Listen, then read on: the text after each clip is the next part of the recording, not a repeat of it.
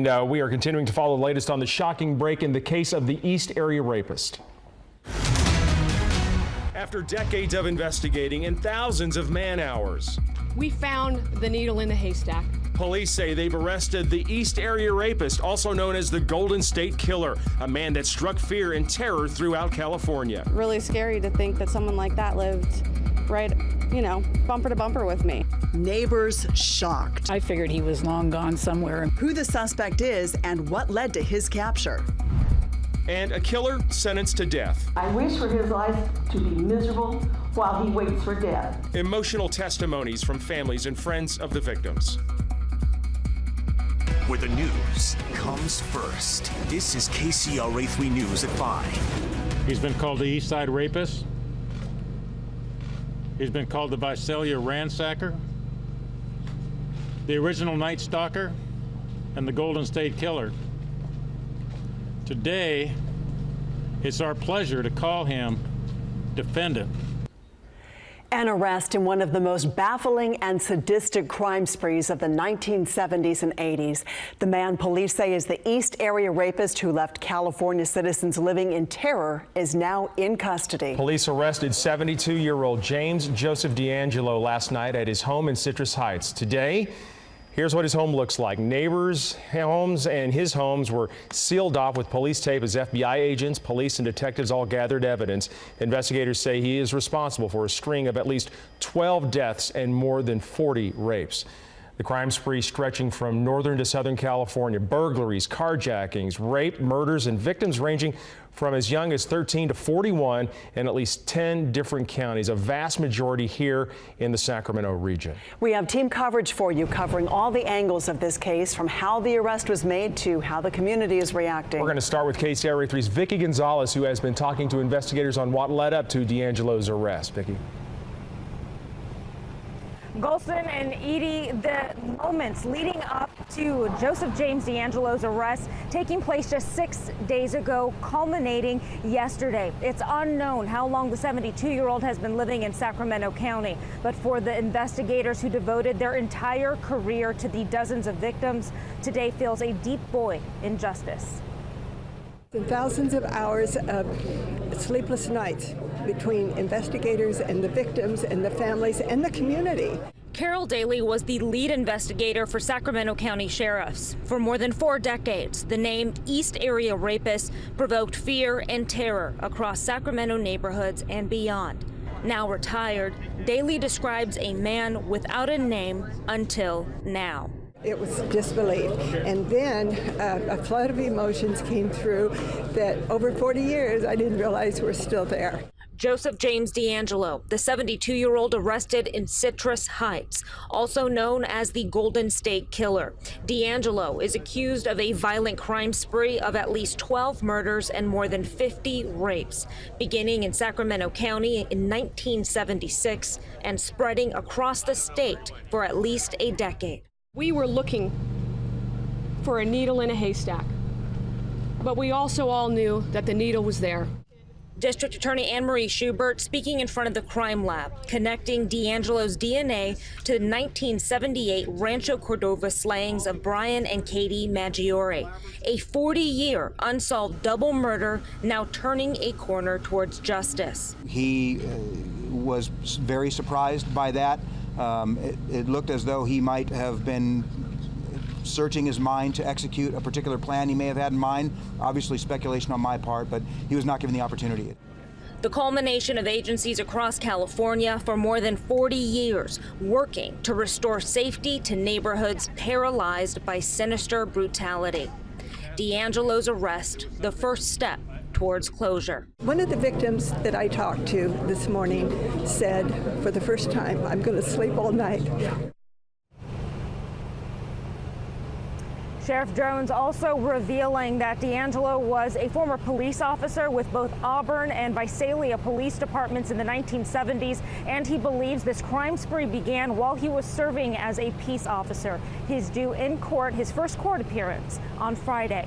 Live in Sacramento, Vicki Gonzalez, KCRA 3 News. Vicki, you showed us that list of dozens of crimes. How many crimes has D'Angelo been charged with so far? Edie, in addition to the 2 murders here in Sacramento County, the Ventura County District Attorney is also charging DeAngelo with 2 additional murders, a double slaying that took place in Ventura County back in 1980.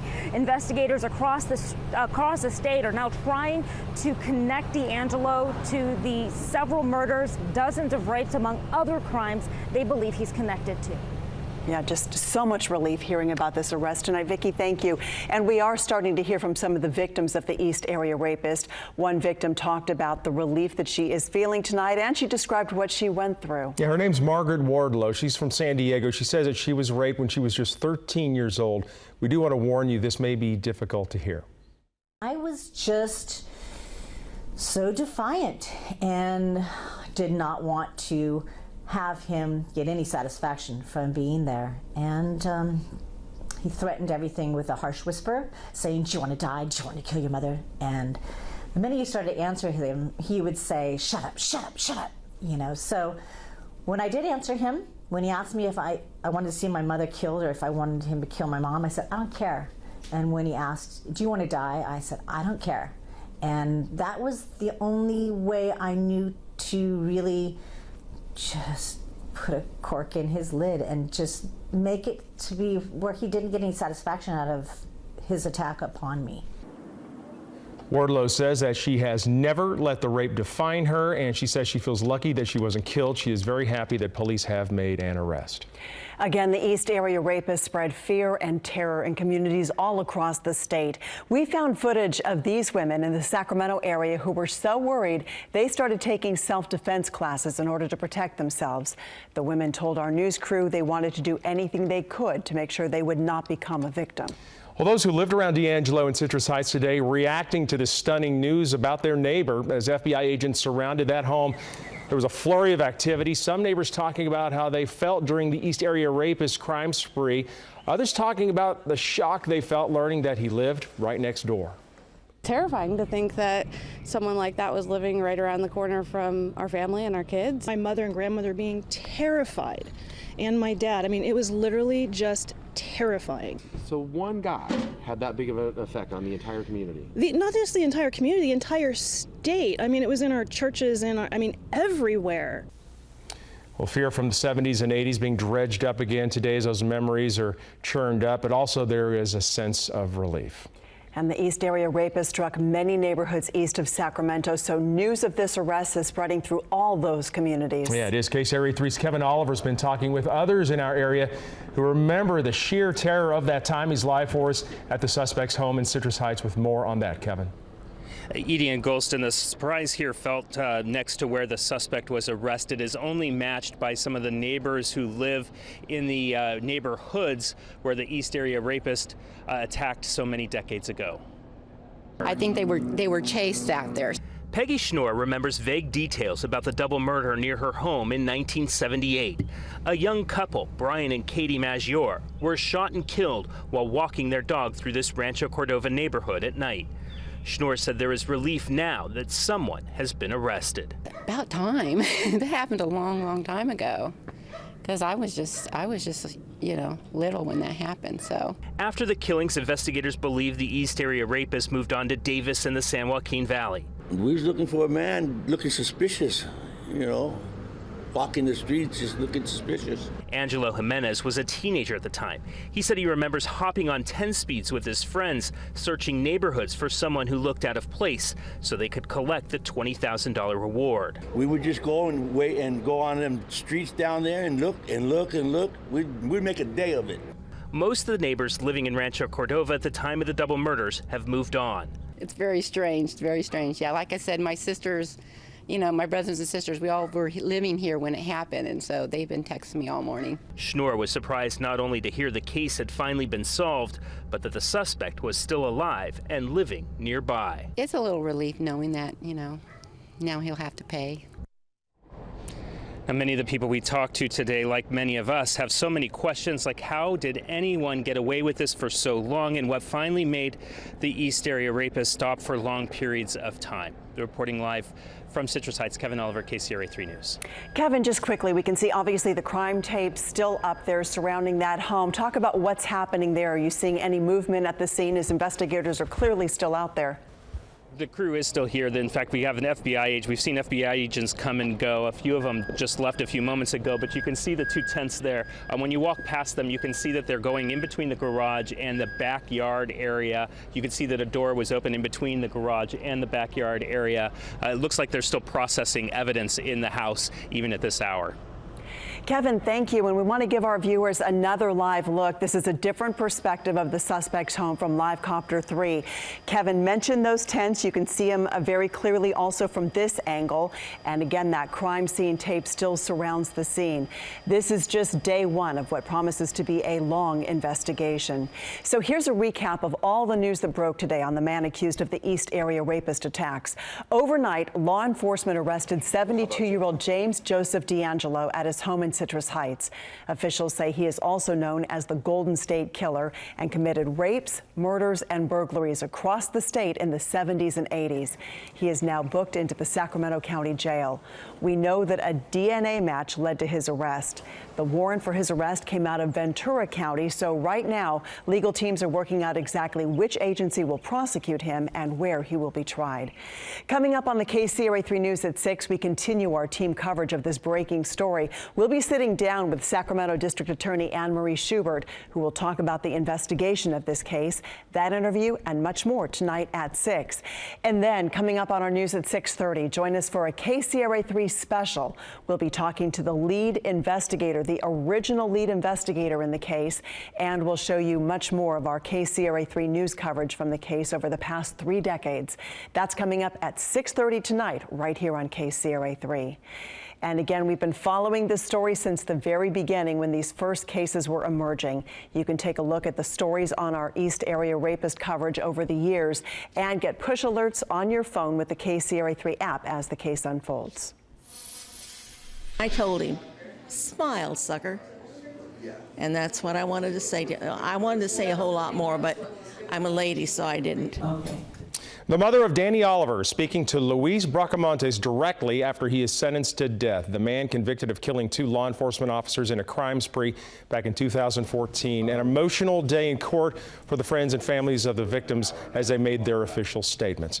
Bracamontes sat smug during most of the proceedings, and at one point he had to be removed from court. KCRA 3's Walter McCalla was there and shows us what happened. Convicted murderer Luis Bracamontes wasn't in court for very long. With a sinister grin and this gesture, boom, boom, boom. The law enforcement killer was just getting warmed up. But when surviving victim, former Placer Deputy Charles Bardo, asked the judge to give the man who almost killed him what he deserved, Bracamontes couldn't contain himself. I'm here for the families who've been hurt by this monster. Actually, monster is too good of a word for this man. He's a coward. You're a coward. That's the reason you ran. All of you cowards. Those are men of honor. Danny, Brown, you. Coward. Bracamontes was hauled away and didn't return to the courtroom, not even to hear his sentence. That the penalty shall be death. Bracamontes received 2 death sentences, plus 142 years to life and an additional 108 years and 10-month consecutive sentences in state prison. Deputy Danny Oliver's former partner had mixed feelings. As a man of faith, for somebody to be put to death, I mean, all life is sacred. As a man, as an officer, as a human, I think it's just. He cannot harm any more civilians like Anthony. He can't shoot or kill any more officers like Mike and Danny, or shoot at other ones like myself and Bardo. Danny Oliver's mom says that she's happy justice has finally been served. You know how the dirt beaters on the bottom of the water are? That's him. But Oliver's wife told Bracamontes, although her husband is gone, the chains wrapped around him are her husband. He will stay with you every day and watch you through the eyes of every law enforcement officer that you see. But he will leave you alone. He will leave you alone the day you die. In Sacramento, Walter McCalla, KCRA 3 News. Well, national security or discrimination in Washington, the Supreme Court looking at the lawfulness of President Trump's travel ban. That story's coming up. And in the weather, it has been another sunny, warm day. Many areas getting into the 80s, but changes start tomorrow. I'll show you what that means for the weekend in just a couple of minutes. Steve, weekdays at 2 on KCRA 3. KCRA 3 Morning News has expanded. Now from 4 to 7 a.m. with an extra 30 minutes of local news, weather, and traffic. From Sacramento's news leader, KCRA3 Morning News, now from 4 to 7 a.m. The savings are in full bloom at Ross. If you're looking for an incredible selection of the brands you love, this season's newest trends for a fraction of what you pay at department stores. You gotta go to Ross. To move California forward, we need to help more Californians get ahead. That's why Antonio Villaraigosa brought both parties together to balance the state budget with record investments in public schools and new career training programs. As mayor of LA, he brought police and residents together to get illegal guns off the streets and keep kids out of gangs and on the right path. That's Antonio Villaraigosa, a governor for all of California. Hey, want the fastest internet? Done. And now Xfinity Mobile's included. You could get up to 5 lines. You could save $400 or more a year, which you could spend on a funktastic music video. Boom. Simple, easy, awesome. Get started with Xfinity Internet now with more speed than ever for only $35 a month for a year when you bundle with TV. Ask how you can get $200 back when you add Xfinity Mobile. Click, call, or visit us today. Life could be a dream if I could take you up to paradise up above. If you would tell me I'm the only one that you love, life could be a dream, sweetheart. Hello, hello again, shaboom, mama, we will meet again. Life could be. There's still time to make every drive a dream during the final days of Honda's Dream Garage Spring Event. But the dream ends soon. See your NorCal Honda dealer today. This spring, Ross is going all out. All outdoors, that is. You'll find everything you need to make your outdoor space your favorite place. And if you want it all for a fraction of what you'd pay elsewhere, you gotta go to Ross. There's a common thread I see every time I'm in the field. While this is burning, you were saving other homes. Neighbors helping neighbors and strangers alike. This is what America's about. Sometimes it's nice to see all the good that's out there. Bringing folks out, we have seen it in community after community. Should President Trump's travel ban stay in place? A controversial executive order is now before the Supreme Court after justices heard arguments from both sides today. Aixa Diaz has more now on the contentious hearing out of Washington. Crowds gathered outside the Supreme Court for Trump versus Hawaii, the case that finally brings the president's travel ban before the High Court. This is not a so-called Muslim ban. If it were, it would be the most ineffective Muslim ban that one could possibly imagine. The government says only 5 Muslim-majority countries are included in the executive order, while the vast majority of the Muslim world is left out. The Trump administration says it's not about religion, it's about national security. Donald J. Trump is calling for a total and complete shutdown of Muslims entering the United States. Opponents say previous statements made by Trump on the campaign trail and on Twitter as president reveal the real motivation behind the ban. After the executive order, this latest executive order was promulgated, the president tweeted these 3 virulent anti-Muslim videos. The president's travel ban, now in its 3rd version, has faced multiple legal challenges in the lower courts. But in December, the Supreme Court allowed the current executive order to go into effect until it heard the case. It suggests that at least a majority of the justices might be inclined to allow this particular ban.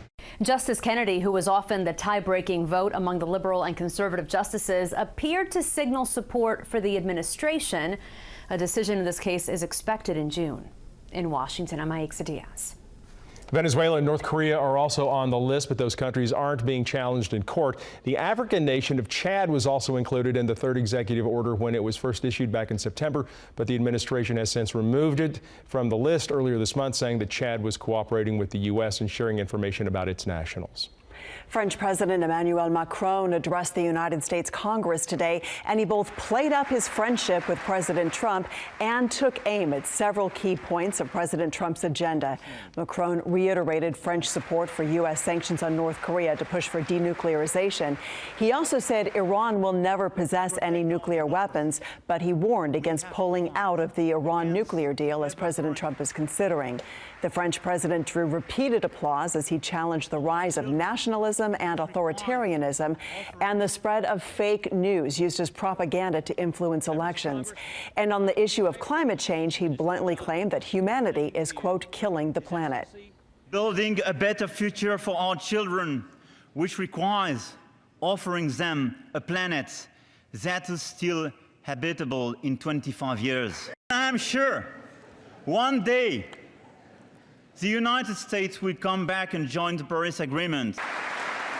President Trump pulled the U.S. out of the Paris Climate Accord last June, saying it would cost Americans trillions because of the impact on business.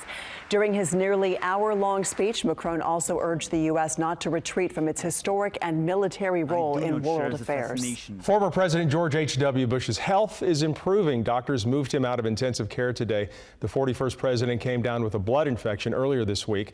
Today, he tweeted a thank you to Houston's mayor, police force, and churches who he said helped make visitors to his late wife's funeral feel so welcome. Barbara Bush died April 17th at the age of 92. He became sick just a few days later. Mr. Bush made no mention of his own health in that tweet. A family spokesperson says that Bush is responding to treatment. Turning now to our KCRA 3 weather forecast, and let's start with this live look across Northern California tonight. You're looking at Sacramento, Modesto, Fairfield, and Lake Tahoe, and just clear skies across the region, along with those warm temperatures today. It's so nice out there, Mark. Well, it is, but you know, we're halfway through the week, looking ahead to the weekend, and by then there are going to be some changes. Dave Allen is up in Live Copter 3 in the Roseville area. Dave, what's going on? You don't have to wait for the weekend. Get down to Roseville. In just about 10 minutes, they're going to kick off their annual event, Wine Down Wednesdays, and then they're going to have this right up until, I believe, May 23rd. They're going to do this every Wednesday. They feature local wines for wine tasting. They have bands down there. It's just a really fun time and a great place to spend an afternoon, especially an afternoon like this, Mark. Absolutely. It is getting to be that time of year. A lot of outdoor events, and the weather usually cooperates at this time of year, although sometimes it can be a little dicey. Right now we have 81 degrees, increasing southerly wind in Sacramento. That's a delta breeze that we'll see more of tonight and again tomorrow. But right now we still have 83 degrees in Stockton, with the wind increasing somewhat. In Modesto, we have 83 degrees. The wind here is also starting to increase. It's out of the northwest at 12.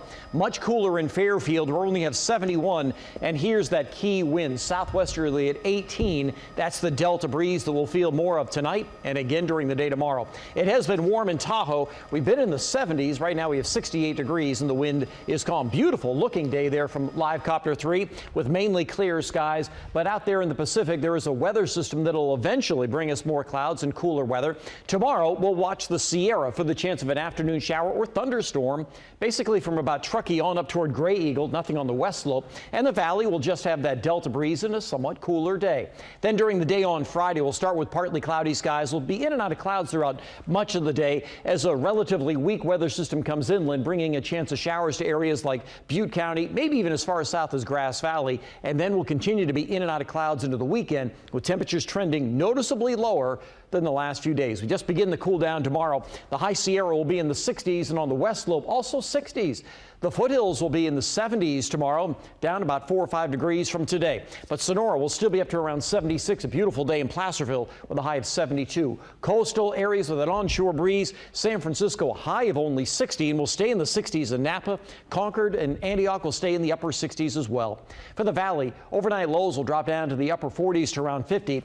Tomorrow, mostly sunny skies. I still think Modesto might make 80, but that'll be the warm spot in the valley. Most other spots will be around 73 to 75 degrees, 77 degrees in Sacramento. We'll cool down even more on Friday, Saturday and Sunday right around 70 with a chance of a shower, especially in the mountains by Sunday evening. Into next week, we start another little warming trend with highs maybe as high as 80. So I still think the weekend's going to be okay. It's just going to be 70 instead of 85. Oh, we'll take it. Yeah. Mark, thank you. All right. Well, a surprise donation for a family in need. The big gift one mother just got today, and it was all thanks to a caring community and the hardworking hands of students at San Joaquin Delta College. That story next.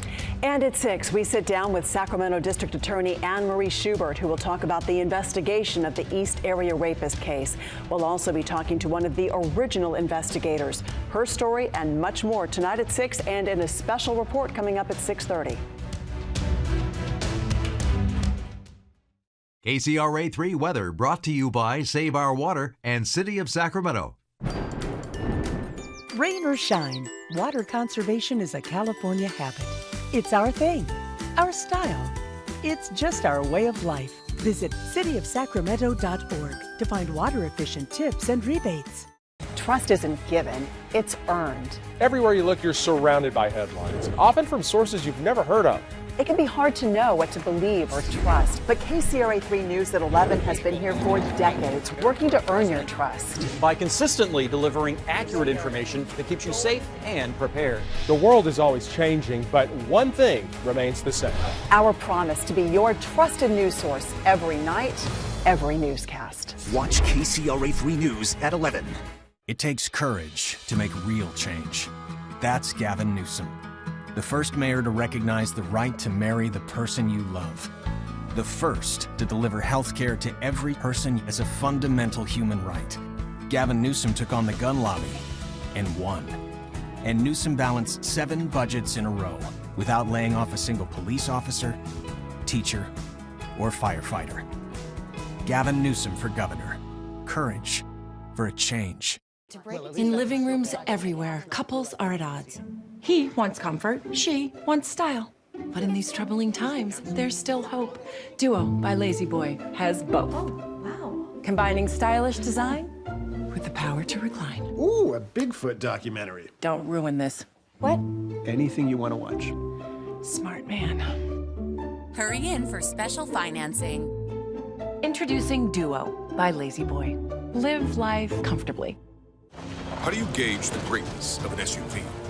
Is it to carry cargo or to carry on a legacy? Its show of strength or its sign of intelligence? In crossing harsh terrain or breaking new ground? This is the Mercedes-Benz SUV family. Greatness comes in many forms. Lease the GLC 300 for just $449 a month at your local Mercedes-Benz dealer. Mercedes-Benz, the best or nothing. Rain or shine, water conservation is a California habit. It's our thing, our style. It's just our way of life. Visit cityofsacramento.org to find water-efficient tips and rebates. Well, learning about the gift of giving, students at San Joaquin Delta College spent the past 8 weeks working in a car to donate to a mother of 4 who is homeless. Yeah, a tremendous gift. Nancy Valencia lives in a hotel right now. She has to walk her children to school every day along a dangerous, busy frontage road. Now she's receiving this 2012 Honda Fit that's just been fixed up for her. It's part of a national program called Recycled Rides. Auto body students at San Joaquin Delta College were able to work with Fabian's Collision Center in Stockton to help out with this. Valencia called this car a blessing. Now I could do whatever I had to do, and if I had doctor's appointments, now I could take my kids and not be relying on other people or telling me that they can't take me and I have to reschedule their appointments. Yeah, it represents freedom for sure. More than 1,000 vehicles have been donated through the Recycled Rides program since 2007. Fabian's Collision Center has now been involved in 4 of those restorations, and this is the first time that they've been able to bring in the Delta College students to help out. So the college students are learning mechanics in addition to everything else. Well, her life just got a lot more independent. So cool. All right, NBC Nightly News is next. One of the stories they're working on, the big story happening here, the arrest of a suspect in the East Area rapist case, also known as the California or the Golden State serial killer. We'll have much more on that as well at 6 o'clock.